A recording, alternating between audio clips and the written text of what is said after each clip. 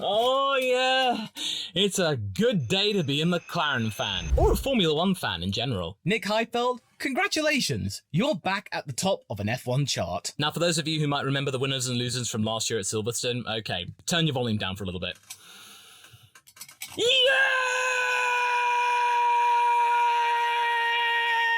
I don't think you need me to tell you that this was a race to remember for the team. Their first race win since Daniel Ricciardo, and finally become Lando Prime. Lando Prime! Lando Prime!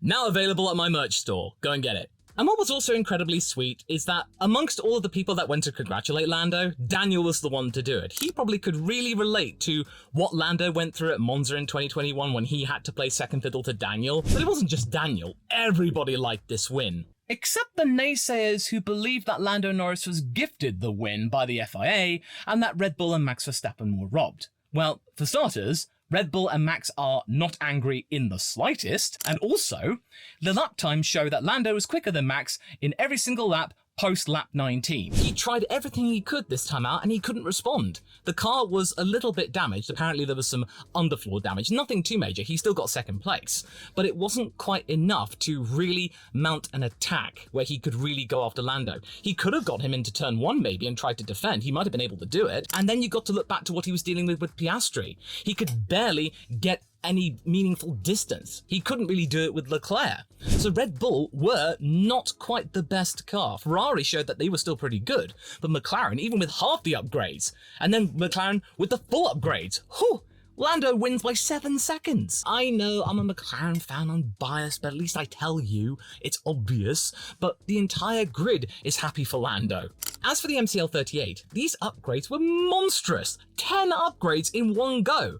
And Stella goes on to say that these aren't the significant upgrades, that's coming for later, even though it's practically a B-spec car with all of those extra parts. After what happened in China, I don't think McLaren has any idea of the potential this car has. It's crazy. Not even the drivers. Ferrari have to think long and hard about having to catch up to them. Wow. Who'd have seen that coming a few races ago? I can't tell you how happy I am, and McLaren fans are, after over a decade of uncertainty, whether this would be the year or whether we're going to have to deal with a year of pain. We don't have to anymore. McLaren can now finally join the party when it comes to the Ferrari-Red Bull showdown. It's going to be a 3-way battle, hopefully, for the constructors. That'd be amazing. Okay, all right. Let's get this out of the way. Right, so, okay, McLaren thing done, because I want to talk about the other winner, the Racing Bulls livery. This one was really nice. It simply popped. It gave off the vibe of Miami without trying too hard. There could have been some things that were slightly improved, with the light blue outline being a little bit weird and jarring with the gradient, but it was so simple and straightforward. When you compare it to the Ferrari one, this was just genius, and from the front, it just looks lovely. I also really dug that the F1 Academy sponsored Racing Bulls car was also given this livery, so it was a truly special affair. And as for the Miami track, maybe I was a bit too harsh. Maybe having a sprint race, making this a sprint weekend, maybe this is what it needed. And I know you're probably going to be saying, oh, you're only saying that because McLaren won. I mean, honestly, I'm not. Throughout the entire weekend, I was now starting to really get to know this track, and okay, I own it, I'll hold my hand up, it wasn't half bad when you include a sprint. It just needed that little bit extra of wow factor. We got that in the sprint with that major debate about the turn 1 incident. I talk more about it in a specific video, but now we're actually starting to see more of its character unfold. That really twisty section of 12 through 15 is proving to catch out a lot of drivers, and it's really important. I'm now thinking that we've got 5 tracks for a sprint weekend that are absolutely peachy, and you need to maintain. We've got the Red Bull Ring, we've got Interlagos, we've got Silverstone, we've got Losail. I think we only need one more circuit to join the party as a really good sprint track, and then you don't need to change it. We can have the same sprint weekends every single year to make it as part of the party. Now, Ferrari. I will give them a win here because they did far better than I expected. I didn't expect them to get into the top 5, and that was wrong of me. Even though they didn't bring any upgrades, they're going to be bringing those upgrades and responding to McLaren for Imola, but right now, they did pretty well, with Leclerc getting on the podium, making up for his little weird spin in practice, and Carlos, whilst punchy, was also being able to keep up with the top 5, and yeah, I'll talk more about what he did later on with Oscar. And also, Fred, my my goodness, he is such a wholesome man. When McLaren was celebrating, he joined the party with a cap and he was so cheeky. This guy is amazing. This is just what Ferrari needed. They're in good hands. And even though the livery, again, I'll talk about that later, I'm glad that they've got Hewlett-Packard as a sponsor. They're really flush with cash and they're looking really, really optimistic. If they do get Newey, then this could be the start of a brand new renaissance of Ferrari. So hats off to them. Not bad this weekend. Very good job. Piastri, my boy, spare a thought for this kid. After what happened with Lando and what he was able to do in the second half of the race, a lot of people probably forgot about what Oscar did in the first half of the race. Him going through all the calamity, what happened with Checo dive bombing and nearly taking out half of the top 5, Oscar was just quietly doing the business and then found himself up in second place, reliving the Qatar sprint where he was going up against Max Verstappen. He wasn't falling back. And I feel that this was a turning point for Oscar. After being relatively quiet at the beginning of the season, this weekend has actually been really, really solid for him. Very, very competent. Of course, Lando had his problems and woes and misfortunes of the first half of the entire weekend, and Oscar was able to pick up some pieces and give some points for McLaren to really chew on. But then afterwards, Lando was able to rise, but Oscar also rose with him. That second place, my goodness, he was really, really quick. He stayed within 4 seconds. He was getting fastest lap after fastest lap for a long time. Those tyres did not fall off. That McLaren strategy of going long on the mediums would have worked probably even longer had it not been for the safety car. We could have had a McLaren double podium. That would have been really good as well.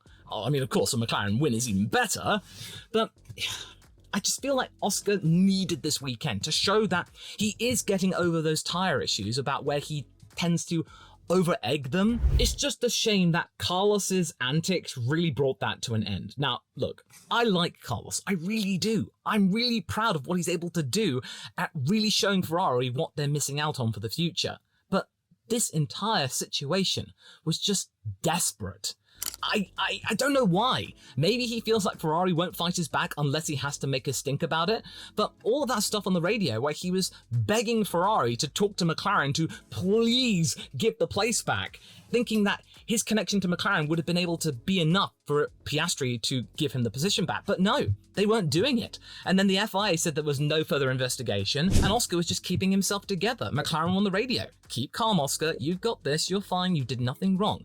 Whereas Ferrari was sort of icing Carlos and leaving Carlos to fester and seethe, and then we got that situation where he went at the end of the long straight and he lost the back, and then he clobbered Oscar's front wing, and that was the end of that. He did get a penalty for it, 5 seconds. The stewards were somewhat lenient. They said it could have been a 10-second 2-penalty-point penalty, but they realised that Carlos had lost control, not deliberately, so they did lessen the penalty.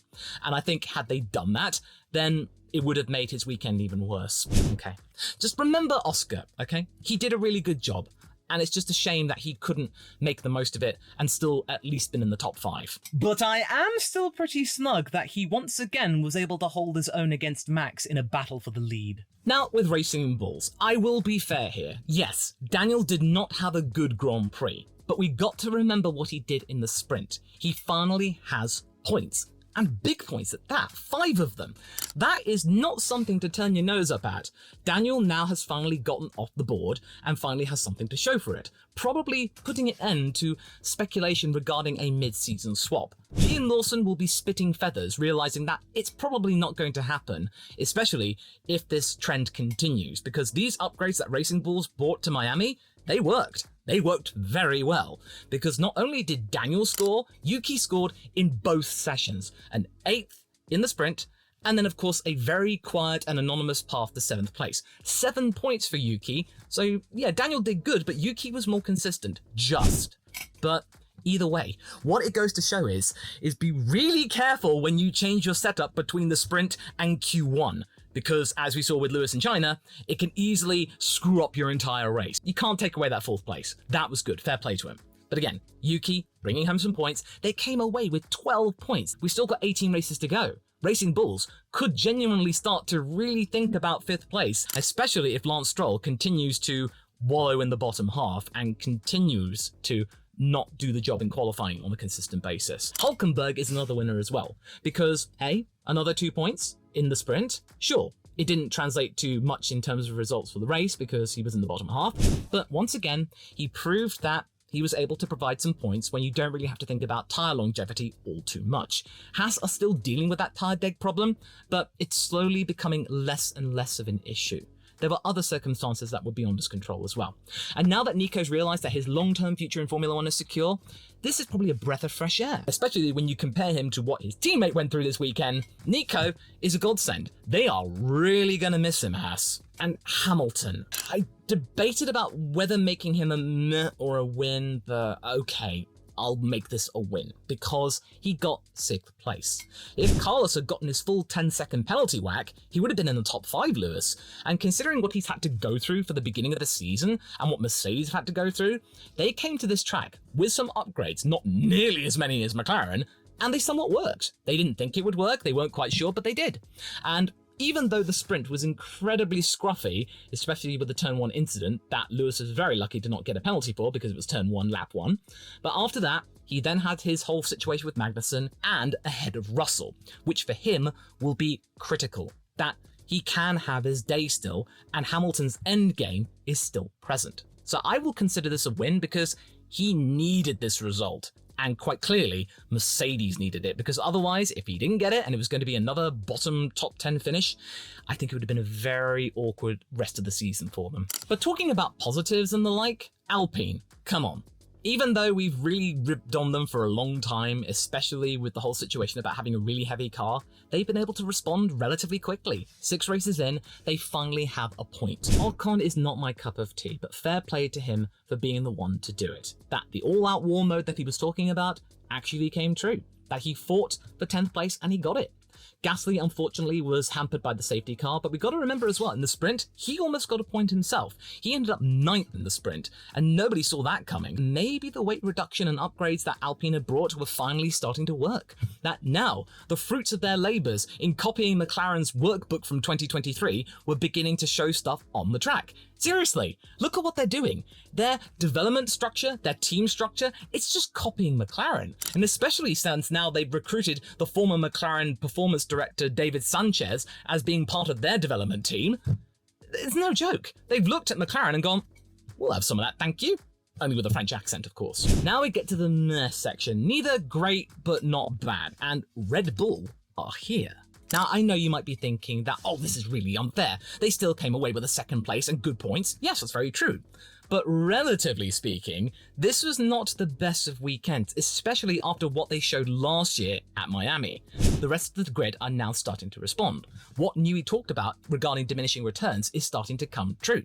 Other teams are finding things that Red Bull can't simply find. Their Japan upgrades that did improve their lot and ensured that they would still remain dominant. Ferrari will have their upgrades next time out, so Red Bull have really got to start thinking. They really got to start trying. Max as well. He can't just rest on his laurels and then say lol all the time, or start doing drifts like he did in Shanghai because he was bored. Now, statistically, the RB20 isn't quite as good as the RB19. Yes, it could continue to win every single race from now on because Max will definitely respond.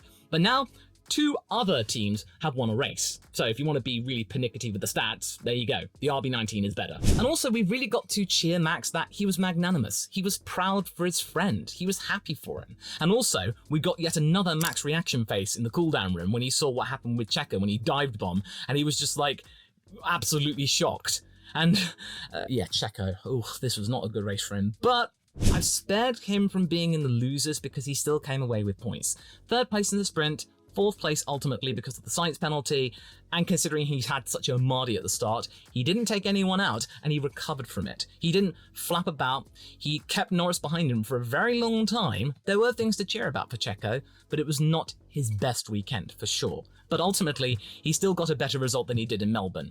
That's got to be said. You can't call him washed, but it wasn't the best weekend for himself or Red Bull. That's why I'm not too harsh on him, because Red Bull in general were just not all that great. But this is when we really need to see more of the Checo we saw with 1, 2s and 3rds consistently, because the other teams are going to respond. So Checo has to keep on responding. But I'm still really happy that now Max Verstappen will have to use 2% of his power instead of 1%, because Piastri's right there, Norris is especially there, Ferrari may be there, depending on what happens in Imola, Oh, it's gonna be good. Now, Mercedes, I think they're but still on the positive side of because, as I said, they didn't bring that many upgrades, but the upgrades they did bring worked. They are starting to understand the W15, and also I give them a pass because they have managed to secure 4th place in the Constructors, in my opinion, because they got some good points, whereas Aston Martin barely scored any. 3rd in the Constructors is probably a pipe dream at the moment, considering how McLaren have caught up to Red Bull and Ferrari. But maybe Mercedes can at least say, well, things can't get any worse, because Aston Martin, well, they've got to respond very quickly, or else they'll find themselves in 5th place,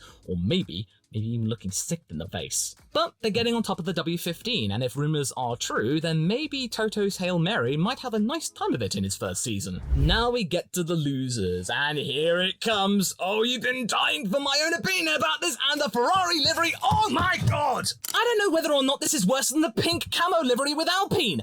How did you get this wrong? What was so hard about just reproducing the North American racing team livery from 1964? It's white and blue. There's a stripe. There are so many fan concepts of it. It was so easy and you fumbled it. And what makes this even worse is that the Monza livery of last year, the Vegas livery of last year, they were bangers. If this same person designed it, the 2024 livery, it's absolutely mint. I love it. I'm sorry if I'm overreacting, but that's why I'm disappointed, because I know Ferrari can make really good liveries, especially at the moment. And this was just such an open goal. But not only did Ferrari miss the open goal, the goal just went backwards and then scored a goal in its own net from the other side of the stadium. What? I'm already aggrieved with HP's reluctance to go monotone like most of the other sponsors. I mean, they're joining the same ranks as Shell and going like, no, we're going to use our own colours. There you go. We're paying your checks. We're compensating you for Lewis Hamilton next year. And maybe Adrian Newey, but we're not officially talking about that yet. But either way, HP, fine, whatever. It's a sponsor. Okay, I can get over that. But what we saw and what we expected were completely different. I had some misgivings when we saw the social media posts of just blue accents and then the red nose, like, uh-oh. I don't like where this is going. And then I was proven right, and I was just so crushed. Yeah, the same design team made that Monza livery. It was so beautiful. But no, I'm done. And I think Williams are done as well, because probably this was their worst race yet. Not even Albon could really muster enough to smile about. The best that he got for Williams was a 10th place for Logan in the sprint, and had that been the race, that would have been enough to give him a point, but not quite enough for the sprint, I'm afraid. It was a fairly anonymous time for Logan, and the writing seems to be on the wall. He seems to be really, really blue. There was no special helmet design for his home track. He grew up in Fort Lauderdale, just down the road. There was no sense of optimism. He looked crushed. He sounded crushed on the radio. I think he's just realized that I think I've lost my seat, and I better make the most of it, because his team aren't really backing him up, because I think I saw a couple of interviews where James was asked about mid-season driver swaps and situations regarding drivers. He talked about Albon having to give a car for him. No mention of Logan. Even though he said that they weren't going to talk about Antonelli, I've got a bad feeling about this. And it doesn't really help that they no longer are straight line speed demons, because otherwise they would have been really good down that straight and the back straight and really good, but otherwise no, they can't do that anymore, so oh well. Sauber, once again, kind of anonymous. Zhou got 11th place in the sprint, which is all well and good, and I think this is where Sauber are really going to start regretting them dropping the ball with the pit stop equipment earlier on in the season. They could have had probably maybe 2, 3, 4 points by now and still be ahead of Alpine, but because Alpine has suddenly realised that, oh, we've got to start developing the car now and getting the weight down, they have now gotten off the board and now are no longer looking a duck in the face. Zhou and Bottas are very much aware of that, and their futures are on the line here. All the while, the team is being rebuilt around them, and they seem to be just an afterthought, a remnant of the Fred Vasseur days, Seidel not particularly caring about them, changing their race engineers on a whim, and announcing Hulkenberg without really consulting them beforehand. It's just not a great time to be a Sauber driver right now. Aston Martin, I debated it, but I will put them down here, again, as I said with Red Bull in the meh, relatively speaking. After some really positive results from Alonso just looked really scrappy this weekend. Yes, of course, he did score points in the end. He did provide some crumbs of comfort for Aston Martin, all the while Stroll was having his own little bits of Mardy here or there. But it's not what they really expected, and Papa Stroll is probably not wanting to see this. Them being so close to beating Mercedes, the people that give them their own power units, but now Mercedes have built a gap. They can breathe a little easier. And now also they've got to consider that Racing Bulls brought a really good upgrade, and now they're getting closer. Aston Martin scored 2 points this weekend, Racing Bulls scored 12. 10 points have been closed between them. And now Aston Martin, if they cannot get Lance Stroll to step up and deliver consistently, they might be looking at 6th place in the Constructors. That is wild, considering all the investment. And there might seriously be questions asked, especially now that Papa Stroll has sold about a quarter of the team to other partners. He's starting to lose that control in keeping Lance in that seat.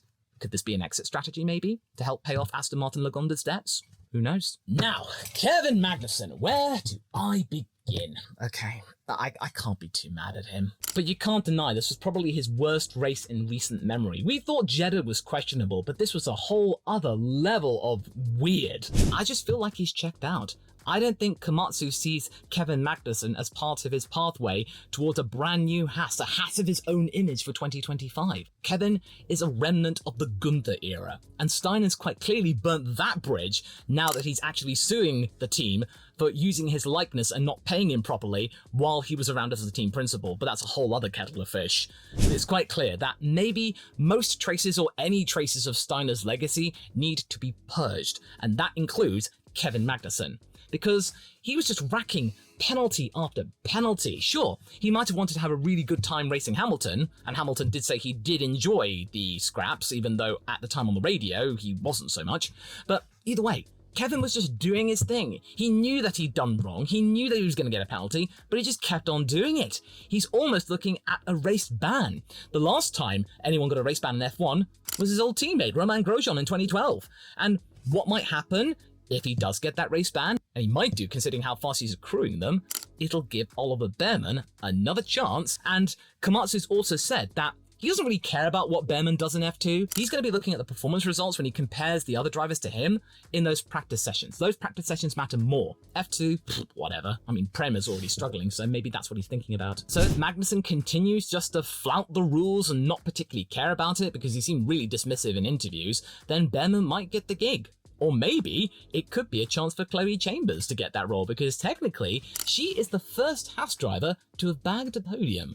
Well done, Chloe. That was really good. And by the way, that F1 Academy race, both of them, in fact, they were really good. You really need to go back and look at them. They were really, really impressive. Abby Pulling was masterful, preventing Dorian Pien from winning every single race. That was really fun. And Bustamante's recovering from stalling in race 1. Really good. But that battle for third, my goodness, that was fun. But for Kevin, not so much. I feel like he knows that this is going to be his last season, and I don't think anything can really convince Komatsu to keep him, because I think what's going on with Sauber is going to make Valtteri, who's looking at multiple teams, probably gravitate toward Haas. I know I predicted Ocon, but Ocon I think has grander visions. He might end up at Audi if Carlos keeps on dithering about it. But Bottas, there? That could be a good shout for a mentorship role with Oliver Behrman. I think Komatsu's also got to take into consideration what Bottas was doing for Alfa Romeo and help teach up Zhou Guanyu.